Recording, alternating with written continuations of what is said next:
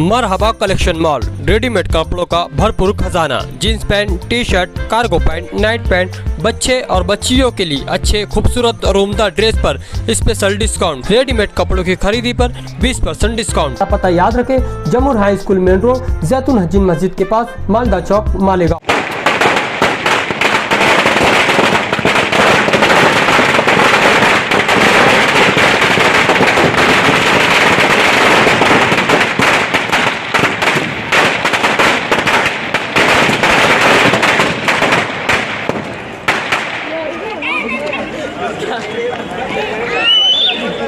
वो आगे मत जाओ।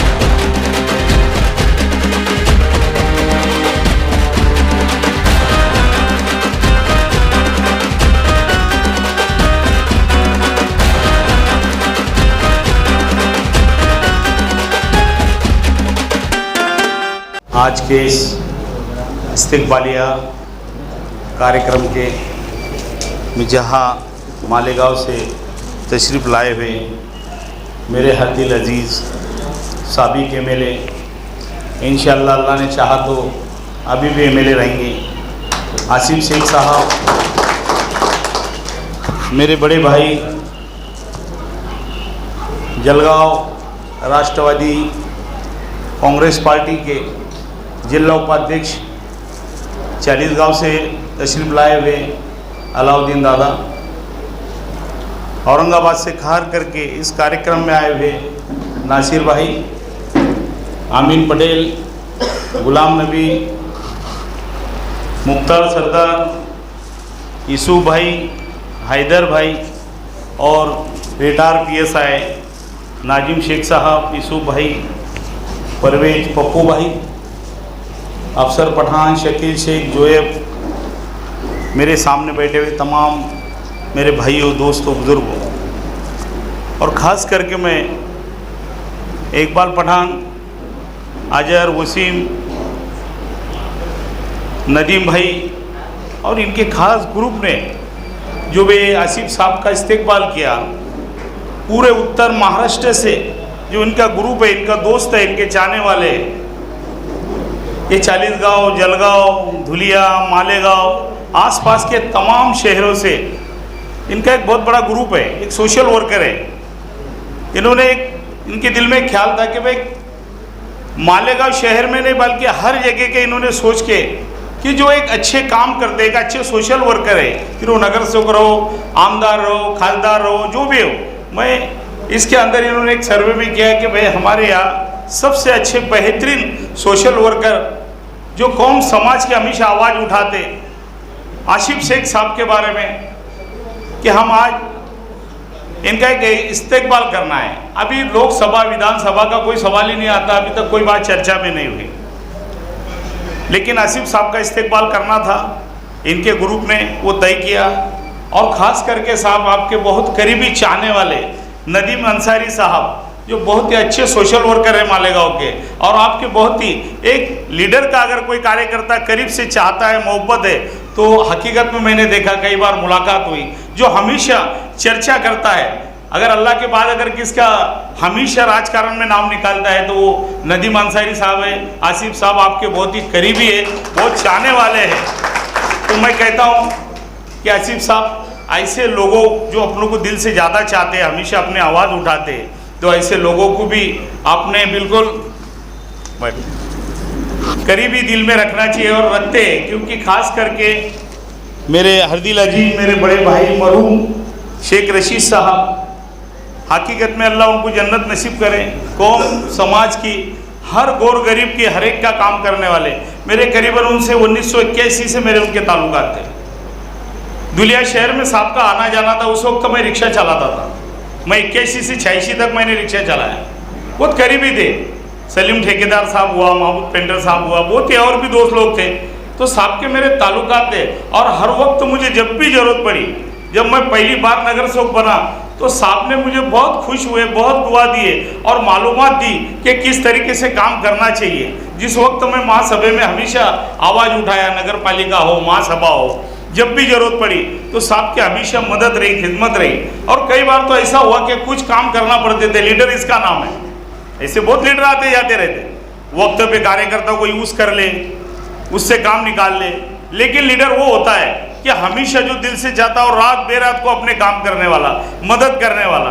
कई बार एक बार तो ऐसा एक काम ऐसा अर्जेंट निकल गया साहब कि साहब कुछ ज़्यादा से ज़्यादा 6-8 महीने हुए थे, पहली बार एमएलए बने थे रशीद साहब, और बहुत ही ऐसा अर्जेंट काम निकल गया कि साहब के अलावा वो काम ही नहीं हो सकता था। अल्लाह पाक ने उनको ही जरिया बनाया था। और बहुत करीब के हमारे कुछ लोग फंस गए थे नासिक के अंदर। तो मैंने साहब को फ़ोन किया कि साहब, पहले 2-3 बार फिर बजी, फिर बोले बोल फिरोज क्या हुआ। मुझे नहीं लगा कि उठेंगे, सभी दोस्त लोग थे। बोल क्या काम है। मैं बोला साहब ऐसा ऐसा है और वो एसपी को फ़ोन करना पड़ेगा, बच्चे बेगुनाह है, लेकिन पुलिस का तो क्या आपको मालूम है, ज़बरदस्ती उनको परेशान कर रहे हैं और उनको बोलते कि कल हम तुमको 395 डाल के दरोड़े में डालेंगे। बोले नाम बोला और ऐसा ऐसा बोल कौन है। उस वक्त साहब, उस वक्त से और अल्लाह ने दिल में ये मोहब्बत दी कि साहब ने उसी वक्त वो बच्चे ताबड़तोड़ निकल गए, गाड़ी भी छोड़ी गई, सब हो गया। तो हर वक्त ऐसा काम करने वाले मरहूम रशीद शेख साहब, अल्लाह उनको जन्नत नसीब करे। उन्होंने 10 साल आमदार तो रहे, नगर महापौर रहे, नगर अध्यक्ष रहे, हमेशा कौम का समाज का ऐसा काम किए कि हमेशा अल्लाह ने उनका हाथ ऊपर ही रखा था। कभी कोई आदमी उनके पास से नाराज नहीं हुआ, मायूस नहीं हुआ। जब भी आए तो हर काम उन्होंने किए। कि उन्होंने ये नहीं दिखे कि ये मेरे मतदार संघ का है नहीं है, मेरे गांव का है नहीं, मेरे बिरादरी का नहीं है, या मेरे कोई भी हो, उन्होंने गैरों का तक काम करे। दुनिया में कई काम हमने उनसे कराए। वो आमदार थे, जब भी नहीं थे, जब भी जिस वक्त भी जरूरत पड़ी तो साहब हमेशा काम करते थे। और जिस वक्त साहब का इंतकाल हुआ बीमारी के टाइम, तो हम देख के आए थे, मैं सलीम ठेकेदार साहब, हम सब। लेकिन जिस वक्त इंतकाल हुआ तो मैं सूरत में था, एजाज बेग साहब का फ़ोन आया कि कहाँ है भैया। मैं बोला यार मैं तो सूरत में हूँ। तो बोले यार रशीद साहब का इंतकाल होगा। तो यकीन करो आप, अल्लाह गवाह है कि मुझे नींद ही नहीं आई कि यार अल्लाह पाक इतना नेक इंसान कि जिसने कभी किसी को नहीं बोला, हर तरीके से काम की। अल्लाह उनको जन्नत नसीब करो। उसी के नक्शे कदम पे चलने वाले, उनसे भी बहुत ज़्यादा कौम समाज को लेके चलने वाले आसिफ साहब तो नगर सेवक रहे, महापौर रहे, एमएलए रहे, लेकिन हमेशा जो लीडर ने, एक कार्यकर्ता ने कौम समाज का आवाज़ उठाना चाहिए। हमेशा आपने देखे होंगे विधानसभा के अंदर जब भी मुसलमानों की बात आई, जब भी कोई अगर खिलाफ बोल रहा है तो खुलेआम आवाज़ उठाने वाले, बोलने वाले, क्या है कायदे के अधिनियम में, कभी भी उन्होंने पीछे नहीं डरा कि भाई आज मेरी सरकार नहीं है, मेरी सत्ता नहीं है, सत्ता रहे ना रहे, लेकिन हमेशा कौम की आवाज़ उठाई। तो आसिफ साहब के साथ मैं यही बोलना चाहता हूँ कि साहब अल्लाह आपको और नवाजेगा इंशाअल्लाह, और अल्लाह ने चाहा तो आने वाले एमएलए भी आप हैं, क्योंकि गौर गरीबों की दुआ आपके वालिद साहब ने और आपने हमेशा लिए, लेते रहेंगे। अभी कुछ दिन पहले मुसलमानों की आज क्या हाल है आप सब जानते हैं। बीजेपी सरकार केंद्र में हो, राज्यों में हो, किस तरीके से मुसलमानों के ऊपर दबाव ला रही है। बड़े बड़े दिग्गज लोगों को, जो कांग्रेस के, जिन्होंने 52 साल, 55 साल, 60 साल ऐसा राज्य किया, ऐसे लोगों को प्रेशर डाल के, और उनका एक ही मकसद है कि सिर्फ बीजेपी की सत्ता रहना चाहिए और मुसलमानों की कहीं भी सत्ता में आना नहीं चाहिए। आसिफ साहब ने बहुत अच्छी तरह बताया कि आज हमारे मुसलमानों के क्या हाल है। आज जब 14 में केंद्र के अंदर हमारे 46 खासदार, 36 खासदार, आज की पोजीशन में 19 खासदार रह चुके हैं। हालात देखो, क्योंकि हमारे अंदर एक नहीं, मोहब्बत नहीं, आपस के तनाव। जब इलेक्शन, अगर कोई एक अच्छा शख्सियत खड़े रहता है, फिर वो खासदार में हो, आमदार में हो, तो वहाँ पे हर पार्टी अपने जोर में आ जाती। फिर वो उनके आंग में ये आता है कि नहीं भाई, मैं तो कांग्रेस का हूँ, मैं राष्ट्रवादी का हूँ, मैं समाजवादी का हूँ। लेकिन जिस वक्त मुसलमानों की ये जो हाल है, पुसाने हाल नहीं। आज हालात क्या है, आज बीजेपी सरकार मुसलमानों को, मैं 4 साल बीजेपी में था साहब, मैंने बहुत करीब से बीजेपी देखा हूँ। मैं महाराष्ट्र का उपाध्यक्ष था, नंदुरबार का प्रभारी था, लेकिन मैंने 4 साल के अंदर मैंने सिर्फ बीजेपी अटेंड किया, उनके मीटिंगा किया, मुझे कुछ नहीं था। लेकिन जब मैं करीब से जागा कि मुसलमानों की बीजेपी के पास पॉलिसी क्या है, सिर्फ एक दिल रखने के लिए, ऊपर से अंदर पॉलिसी पूरी मुसलमानों के खिलाफ है। कई से कई मुसलमानों को कुछ नहीं दे सकते, सिर्फ मुसलमानों को खत्म करना, यही उनकी पॉलिसी। आज बताओ, आज मुसलमानों के लिए क्या एजेंडा है? उनको मालूम है कि मुसलमान राष्ट्रवादी कांग्रेस के साथ है। आज हमको आपस में बिखरा दिए, आपस में गठबाजी हो गई। सब अपने कार्यकर्ता को जो है, तो इलेक्शन परेड में क्या हाल होते, तो हमने समझना चाहिए। आज आसिफ साहब ने बहुत बड़ी तहरीक चलाई, बहुत बड़ा मोर्चा लेके मुंबई तक गए। क्या मिला? वहाँ जाने के बाद भी अपने ही लोग आसिफ साहब का, अरे वो आसिफ साहब ने पूरे महाराष्ट्र के नहीं, सभी मुसलमानों के लिए मोर्चा ले गए, तहरीक चलाए, पैदल मालेगांव से मुंबई तक गए। क्यों गए? कौम के समाज के लिए गए, कौम की आवाज़ उठाई। कोई है आवाज़ उठाने वाला? आज नीतीश राणे खुलेआम मुसलमानों के खिलाफ बोल रहा है, कोई उसको जवाब देने वाला नहीं, उसके सामने आवाज़ उठाने वाला नहीं। अब वो आसिफ साहब ने वहाँ बोला तो क्या बोला? चले जाओ पाकिस्तान, तुम गद्दार हो। आज मालेगांव में उसका मुंह तोड़ जवाब देने वाले आसिफ साहब ने बोला कि नीतीश राणे को संविधान के अंदर में रहना चाहिए। संविधान क्या है ये तुम सीखो, ये समझ लो।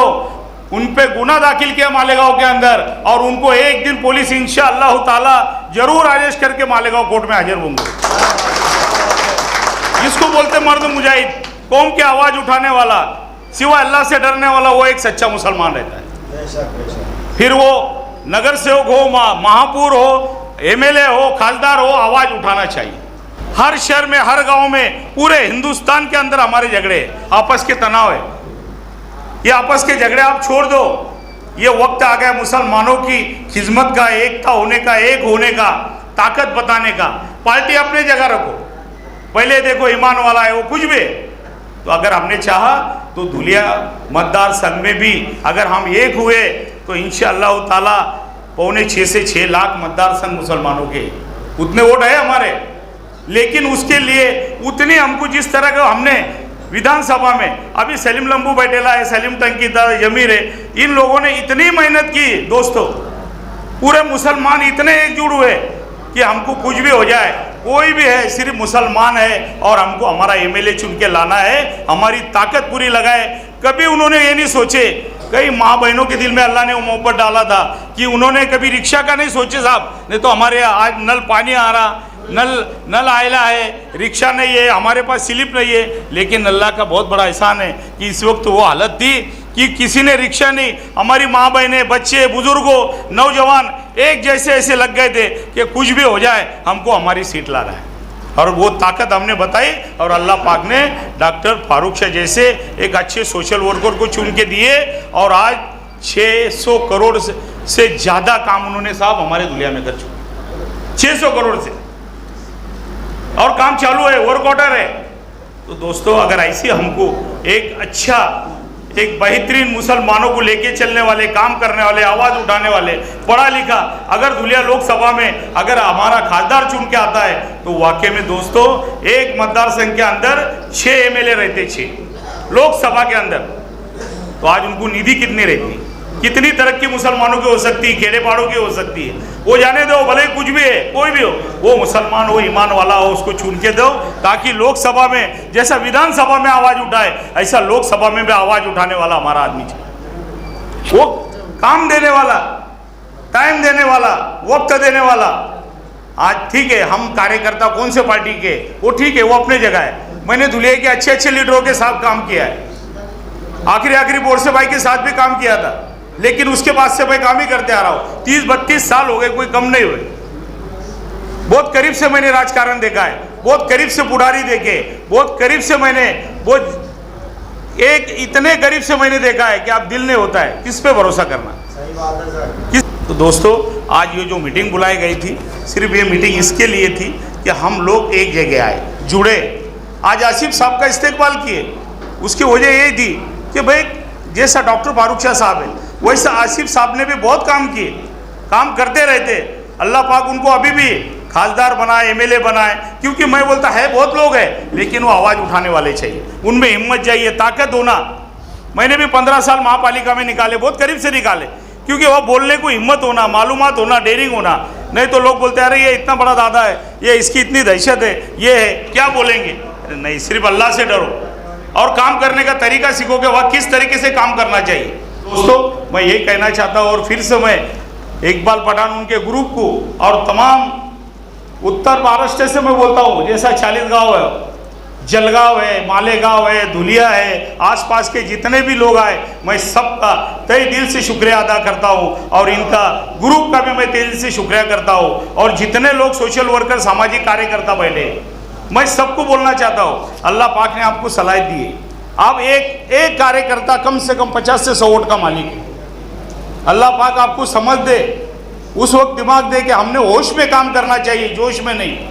उस वक्त हमको बहुत जोश आ जाता, बहुत हालात ये हो जाती कि नहीं, आज जज्बात में आके काम करते, लेकिन जज्बात में हमारा कितना नुकसान हो रहा है आज तुम देखो। तो आने वाला विधानसभा हो, लोकसभा हो, सोच समझ के हमको काम करना है। अल्लाह पाक आपको समझ दे, हिम्मत दे, ताकत दे, एक दूसरे में मोहब्बत दे। और सब भाई, आपका मैं तहे दिल से शुक्रिया अदा करता हूँ।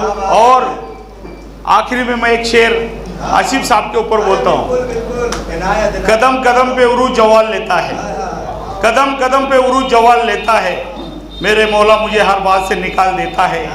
ना जाने किसकी दुआओं का भय से मुझ पर मैं डूबता हूँ तो मुझे समंदर उछाल देता है। बिस्मिल्लाहिर्रहमानिर्रहीम। जिंदगी दी है तो जीने का हुनर भी देना, पैर बख्शे है तो तौफीक के सफर भी देना। जिंदगी दी है तो जीने का हुनर भी देना, पैर बख्शे है तो तौफीक के सफर भी देना। गुफ्तगू तूने सिखाई जो मैं गूंगा था, अब जो बोलूँगा तो लहजे में असर भी देना।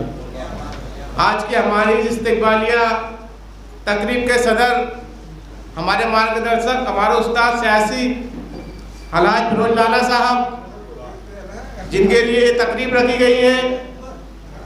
मालेगांव शहर की आन बान शान, मालेगांव की पहचान, माजी आमदार शेख आसिफ साहब, औरंगाबाद से हमारे दरमियान तशरीफ लाए हुए नासिर भाई, 40 गाँव से तशरीफ लाए हुए अलाउद्दीन दादा, हैदर भाई, नदीम गोल्डन, धुलिया शहर के हमारे माजी नगर सेवक अमीन पटेल साहब, अफसर पठान साहब, जमीर बड़े साहब, सलीम लंबू साहब, और हमारे दरमियान मौजूद सोहेब भाई, हमारे छोटे भाई जुनेद पठान साहब और तमाम नौजवान दोस्तों, आप लोगों को बताता चलूं कि आज की जो तकरीब का इनेकाद किया गया है, इस इस्तिकबालिया तकरीब को रखने की जो असल वजह ये थी कि एक ऐसी तकरीब शहर में रखी जाए कि जिस तकरीब में जो धुलिया शहर में सोशल वर्कर है, जो धुलिया शहर में हर वक्त आवाम के दरमियान में रहकर आवाम की खिदमत करते हैं, ऐसे चेहरों को आगे लाकर उनका इस्तेकबाल करना, उनका हौसला अफजाई करना, उनके हौसलों को बढ़ाना, इस मकसद के तहत इकबाल पठान साहब और हम तमाम लोग ने मिलकर इस तकरीब का इनेकाद किया है। आपको बताता चलूँ कि गुज़िश्ता दिनों हमारे दरमियान में जो मौजूद है मालेगांव के शेख आसिफ साहब, इनके घर पर एक बड़ा ही गमनाक हादसा हुआ। वो एक ऐसा हादसा था कि जिसने सिर्फ मालेगांव ही नहीं बल्कि धुलिया शहर पर भी एक लर्जा तारी कर दिया। जो वह हादसा था वो हमारे शेख रशीद साहब साबिक आमदार का इस दुनिया से चले जाना, वो एक बहुत बड़ा हादसा मालेगांव में पेश आया। मेरे भाई आसिफ साहब, मैं आपको बताता चलूं कि जिस वक्त वो खबर हमको लगी तो हम लोग दुनिया शहर में इज्तिमा का बहुत बड़ा काम शुरू था। इज्तिमा गाह में हम लोग मौजूद थे, तमाम लीडरान बैठे हुए थे। तो हमको खबर आई कि ऐसा ऐसा हादसा शहर मालेगांव में हुआ है। तो उस हादसे की खबर सुनने के बाद दुलिया शहर के एक नामवर लीडर हमारे साथ मौजूद थे। उन्होंने एक वाकया सुनाया कि लीडर क्या होता है और लीडर के काम करने का तरीका क्या होता है। उन्होंने बताया कि दुलिया शहर के जो लीडर थे उनके कुछ रिश्तेदार मालेगांव में थे, उनका कुछ वाकया हुआ, कुछ हादसा हुआ। अब हुआ ये कि दुलिया के लीडर को फोन किया गया कि फला फला हादसा हुआ है, आप मालेगांव तशरीफ लाइए। वो लीडर साहब मालेगांव तशरीफ ले गए तो उनको पता चला कि जो हादसा हुआ है वो आसिफ साहब के पहचान के लोग हैं। तो उन्होंने आसिफ साहब से राब्ता कायम नहीं किया बल्कि सीधा इनके घर पर गए और शेख रशीद साहब मरहूम इनके दरवाजों को उनको दस्तक दी। तो अंदर से आवाज़ आई और उन्होंने बताया कि वो बीमार है, वो आपसे नहीं मिल सकते। लेकिन लीडर साहब ने कहा कि मैं धुलिया से उनसे मुलाकात के लिए तशरीफ लाया हूँ। तो जब साहब को बताया गया कि धुलिया से आए हैं तो उन्होंने उनको अंदर बुलाया, उनकी पूरी बात सुनी और वहीं से आसिफ साहब को फोन किया कि मसला बढ़ना नहीं चाहिए, इस मसले को इसी जगह खत्म करो। यानी ये लीडर होता है, कोई जान नहीं, कोई पहचान नहीं। धुलिया शहर में कोई वोट की उम्मीद नहीं, कोई उनको इलेक्शन नहीं लड़ना था धुलिया शहर में, उसके बावजूद उन्होंने उस शख्स के काम को अंजाम दिया। इसको लीडरशिप कहते हैं। ऐसे लीडर जो कौम की हमदर्दी में काम करते हैं, जो कौम के मसाइल के लिए लड़ते हैं, ऐसे लीडर बहुत कम हमारी कौम को नसीब होते हैं। आज धुलिया मालेगांव तमाम जगह उनके ना होने का एक सानिया जो फेस आया था उसका एक बहुत बड़ा एक हादसा हुआ है। उनकी जगह पूरी करना बड़ा मुश्किल है।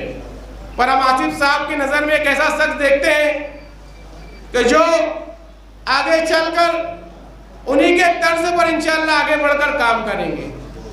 कि गुजरा वो कुछ इस अदा से कि रुख ही बदल गई, एक शख्स सारे शहर को वीरान कर गया। तो मेरे भाई दोस्तों बुजुर्गों, आप लोगों को बताता चलूं कि मुल्क के मौजूदा हालात आप इसको समझिए। इन हालात में जगह जगह हम पर जुल्म हो रहा है। कभी मॉब लिंचिंग के नाम पर हमको मारा जाता है, कभी किसी और नाम पर हमको तकलीफ दी जाती है, कभी हमारी मसाजिद को तोड़ने की साजिशें की जाती है, तो कभी हमको किसी भी छोटे मोटे इल्जाम में उठाकर जेल में डाल दिया जाता है। तो ऐसा वक्त है आज मुल्क हिंदुस्तान पर, तो हमको हमारी आवाज़ को अगर उठाना है, हमारी आवाज़ को अगर आगे बढ़ाना है, तो हमको न सिर्फ विधानसभा बल्कि लोकसभा तक अपनी आवाज़ को पहुंचाना पड़ेगा। और लोकसभा पर अपनी आवाज़ पहुंचेगी कैसे? कि हम यहाँ बोल देंगे तो आवाज़ नहीं पहुंचेगी, कितना भी चिल्लाएंगे तो आवाज़ नहीं पहुंचेगी। उसका एक ही रास्ता है और वो जमहूरी रास्ता है कि लोकसभा में एक ऐसे नौजवान किरदार वाले शख्स को खड़ा किया जाए जो अपनी आवाज़ बनकर लोकसभा में खड़ा होकर हमारी आवाज़ से आवाज़ बने। तो ऐसा कोई शख्स हमारी नज़र में आज नज़र आता है तो सिर्फ और सिर्फ शेख आसिफ साहब। नौजवान है, नौजवानों के दिलों की बात को जानते हैं, नौजवानों के मसाइल को जानते हैं। मालेगांव के शहर के हर मसाइल पर बिला खौफ व खतर अपनी आवाज़ को बुलंद करने वाली शख्सियत का नाम शेख आसिफ है। आज हम लोग अगर ऐसी शख्सियत को आगे नहीं करेंगे तो बताइए फिर हम कैसे लोगों को आगे करेंगे? हमको वक्त और हालात की नज़ाकत को समझते हुए तमाम लोगों को अपने तमाम इख्तिलाफात को बालाए ताक रखकर एक शख्स को खड़ा करना है लोकसभा में। और इंशाअल्लाह लोकसभा की सीट जिस तरह धुलिया शहर में आमदार आया था, इंशाअल्लाह इसी तरह लोकसभा में भी फिर से हम आज़ादी के बाद पहली बार मुस्लिम कायदा लाएंगे। हम यहाँ बैठे हुए लोग अगर इस नियत के साथ निकलेंगे, इस जज्बे के साथ निकलेंगे, तो मैं इस बात का यकीन रखता हूँ कि अल्लाह की मदद भी शामिल हाल होगी और इंशाअल्लाह कामयाबी और कामरानी हमारे कदमों को छूमेगी।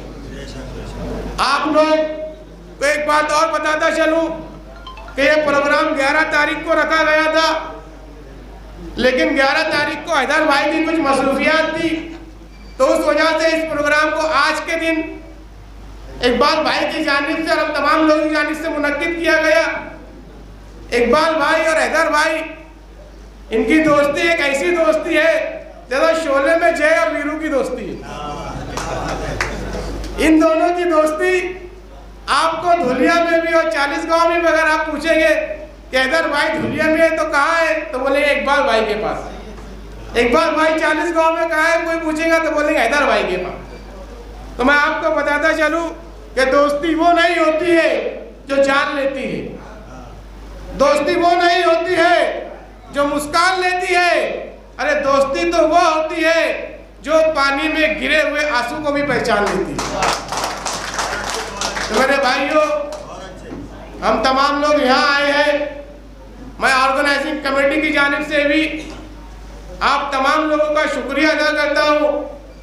आगे बहुत सारे लोग, बहुत सारे मुकर्रिर बोलने वाले हैं, इसीलिए मैं बहुत ज़्यादा ना बोलते हुए आखिर में बस यही बात कहूँगा कि आने वाले वक्त में इलेक्शन के अय्याम है, सोच समझ कर आगे बढ़िए, सोच समझ कर साथ दीजिए, ऐसे लोगों को आगे कीजिए जो आपको आपके मसाइल के लिए खड़े रहे। आखिर में अशार बोल के अपने बात को खत्म करूंगा कि बवक्ते शाम सूरज से हुकूमत छीन लेता है, बवक्ते शाम सूरज से हुकूमत छीन लेता है, सुबह होते ही तारों से क़यादत छीन लेता है। सलीका सीख लो उसकी ज़मीन पे चलने फिरने का, तकब्बुर करने वालों से दौलत छीन लेता है और बड़ी मुश्किल से मिलती है दौलत नेक नामी की, जरा सी डगमगाहो तो वो इज्जत छीन लेता है। वाक़िअ दावा अल्हम्दुलिल्लाहि रब्बिल आलमीन।